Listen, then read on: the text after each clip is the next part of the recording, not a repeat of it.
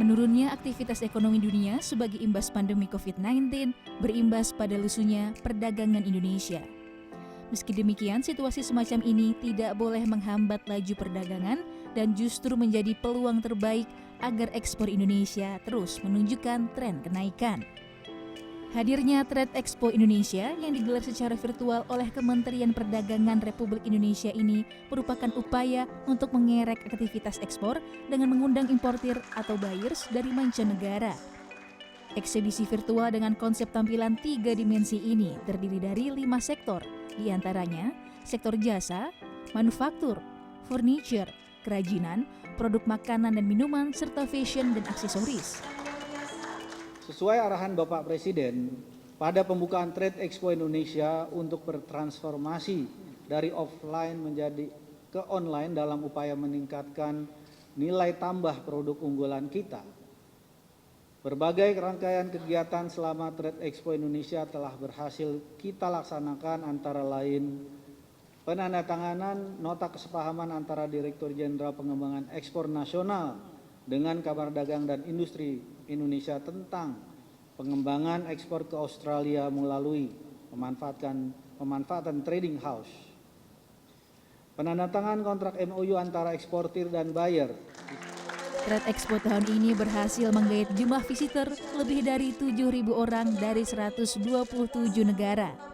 Expo yang dibuka oleh Presiden Joko Widodo ini mampu menghadirkan 690 eksibitor, sehingga mendapatkan penghargaan dari Museum Rekor Indonesia atas rekor produk eksibisi terbanyak secara virtual.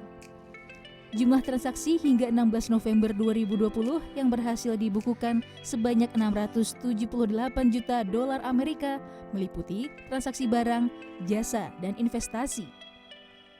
Peluang perdagangan antar negara masih menunjukkan tren positif meskipun banyak tantangan yang harus dihadapi di tengah pandemi.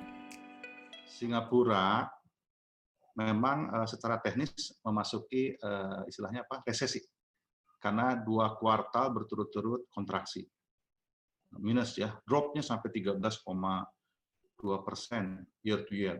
Bahkan kalau kuartal ke kuartal sampai 42 sekian persen. Artinya sangat drop. Kenapa? Karena sangat bergantung kepada ekspor.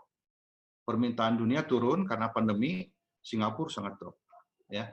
Tetapi kita tahu kalau Indonesia ekspornya terhadap PDB tidak besar, tetapi konsumsi domestik yang sangat besar. Sehingga pada saat pandemi ini Indonesia lebih bertahan. Tetapi jangan lupa Singapura karena tergantung ekspor, pemulihan ekonominya akan lebih cepat. Itu peluangnya ke depan. Ya. Tentunya platform digital, teknologi, dan melalui banyak webinar, Zoom meeting, kita juga melakukan fasilitasi transaksi bisnis secara virtual, seperti juga yang baru saja kita laksanakan dari tanggal 10 sampai 16 dan tentunya masih berlanjut. Kita di Australia ini cukup bersyukur juga tentunya karena penggunaan teknologi di sini cukup baik, dan faktanya bahwa kita pada TEI Virtual Exhibition tahun ini meningkat. Pelaku usaha diharapkan dapat beradaptasi dalam situasi pandemi ini dengan menjaga kualitas dan kuantitas agar produknya mampu menembus pasar ekspor dunia. Produk pertanian yang tahan banting di tengah krisis dapat dijadikan contoh sebagai komoditas yang masih diperhitungkan di kancah internasional.